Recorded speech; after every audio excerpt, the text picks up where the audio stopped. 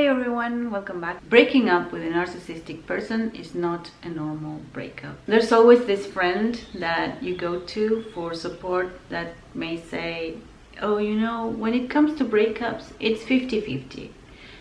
50% your fault, 50% the fault of the other person. And that's how it is, you know, and you don't have to worry. It's, you know, things of life, that happens. No. This is not what happens in narcissistically abusive relationships. It's not 50-50, and I would say it's 99% and one. I don't want to say that, but it feels that way because by the point you break up with these people or they discard you, you've been through a lot, and it's very, very hurtful and painful and damaging to the human psyche. So this is not a regular thing, you know, 50-50%. It takes two to tango. And I'm from Argentina, and I'm telling you, it does not take two to tango in this kind of scenario. So the first thing is realizing that you will go to people and they will minimize and invalidate you by accident many times and without even knowing that they're hurting you. So know that this is not, I'm telling you here, that this is not a regular breakup, okay? This is way more painful and way more complicated, and you will now actually will need to start learning about this. You will want to do that because your mind cannot, you know, find the rationality in this, the reason. Okay, this happened, so now this is happening. No. This is upside down stuff, like a new paradigm. This is not a normal breakup. You will want to start by reading and learning about this, and that's a great thing to do, okay? And don't feel guilty because you're watching videos, and don't let anybody make you feel guilty because you're trying to understand and watching YouTube videos that will help you understand what went on, because this is not normal. It's very painful. So it's very important for you to learn about these issues and these personality disorders if you want, but then it comes a point where you grow out of that, and then you know and you have the information, and then you have to deal with you. That's the next part, but it takes time to be there, you know. Before that we go to the next one. You have to go through that part of the process where you're learning and you're feeling validated by your therapist, by your counselor, by your shrink, by your family if you're lucky enough, by your friends if you're lucky enough, and they get this too. You can explain this to them, and that's part of the process, and it's important for you to do that. And then you will start to focus on yourself, and that's where the healing begins.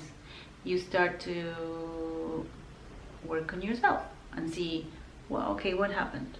Why did I allow this to happen? Okay, and you start studying yourself and working on your inner child and discovering new things about you, and you change your paradigm. I always say that because you were living a reality where all your focus, your attention was on the other person. Your focus, your attention, your love, everything was on the abusive person, because that's what the dynamic that they generate, okay? And so you can come out of that, and that's if you changed a lot in that relationship. So maybe if you stayed for a while in that relationship, the friends that you had there, once you get out of that relationship, they will, and you start changing those friends, maybe they won't be there anymore because they see you differently, and you are a different person now, you know, healthier one. And maybe these friends will like that and will say, yes, you're back, or they will just, no, I cannot deal with you because you know, I'm a bit abusive too, and I need to some supply from you. So unless you're giving me supply, I won't be your friend anymore. And that's cool, and you can lose friends in the process, but that's because you're growing, you're becoming a wiser person. It's a 2.0 version of yourself. While you work on yourself, you will have to deal with cognitive dissonance and the trauma bond. There's a traumatic bond that you have to address and deal with, and this is why it's so confusing, and this is why it's so different to be in an abusive relationship or breaking up with a narcissist than breaking up with a person that is not narcissistic.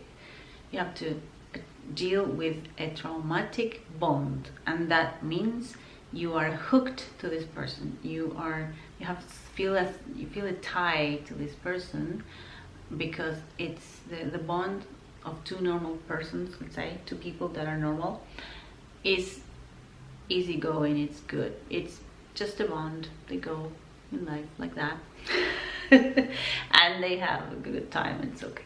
But when it's traumatic, the bond is traumatic. It's like this. It's like glued. It's very, very strong, and that's confusing. There's a lot of confusion. And then, although you get a lot of peace once you separate from this person, you get a lot of confusion because you miss that person in a way, and you feel like, okay, I'm guilty, I did something wrong, and you feel awful.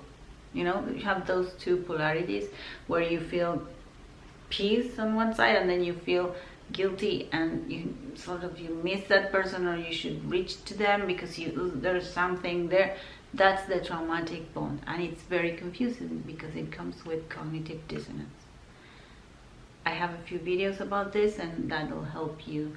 One of the things I always say in that video too, that I made a few years ago or last year, you have to make a list of the horror movie things that this person did to you.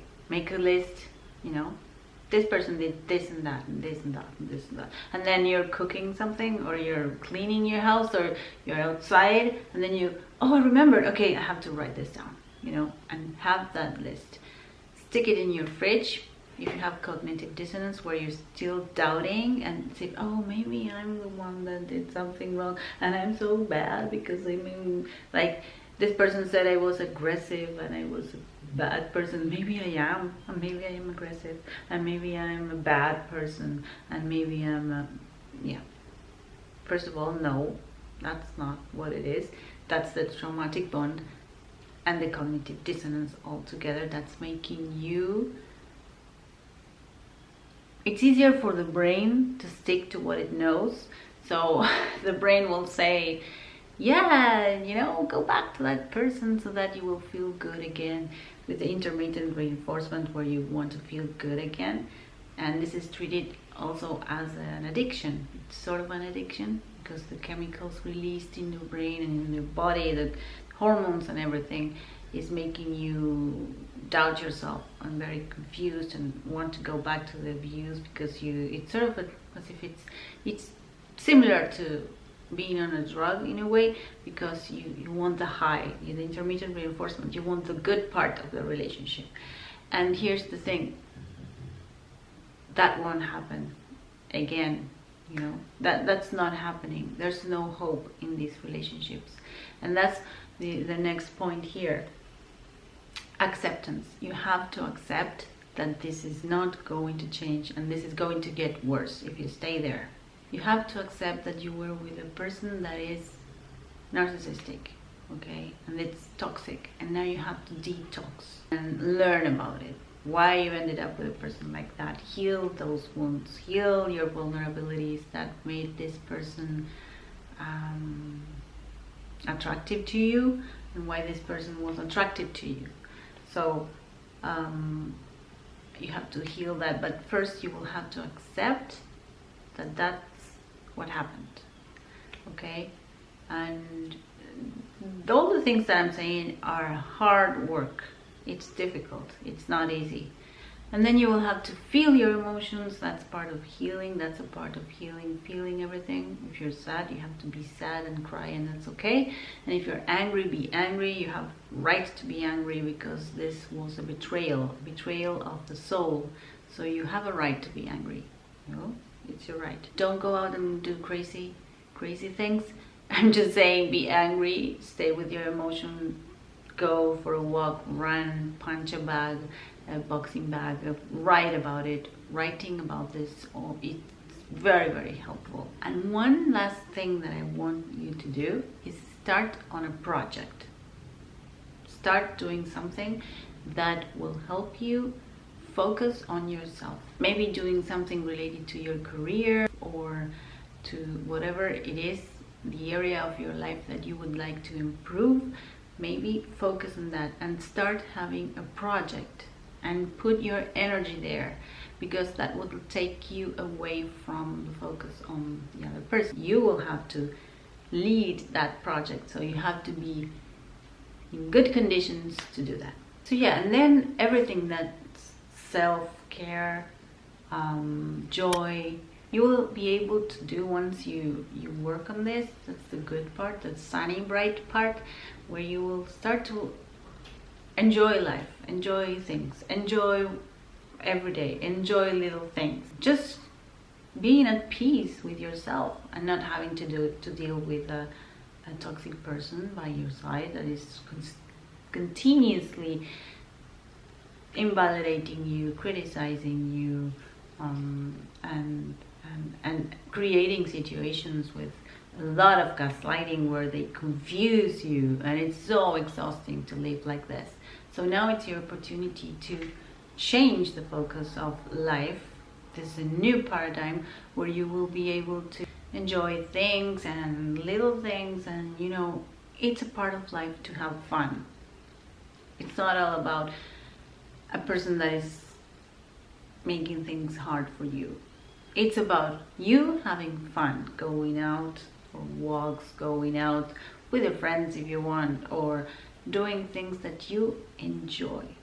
That's the thing, okay? That's the new, complete, revolutionary thing that happens when you break up with a narcissistic person. And now you have to detoxify and start living your life with purpose, with intention, with maturity, you know, with your wiser self. And you do this once you start working on yourself and doing all this self-care and self-love. Is like, you have to do that to heal.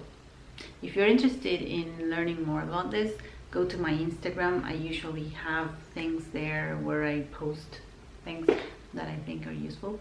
So I hope you find this useful, helpful, and please know above all that it's okay. Whatever you're doing right now, it's fine. You've been through a tsunami, right? And now you have to regroup. And how you do that is by taking care of yourself, honoring your emotions, not criticizing you, not feeling guilty for whatever story you're buying from the abuser. So yeah, now it's about you, and it's okay to take care of you. It's okay to put yourself first, and now it's the time for you to heal and feel good about you. So yeah, I'm sending you my love from here, a hug, un beso desde Argentina, y chao, nos vemos. We'll see you next week. I'll see you next week. Ciao, ciao, bye.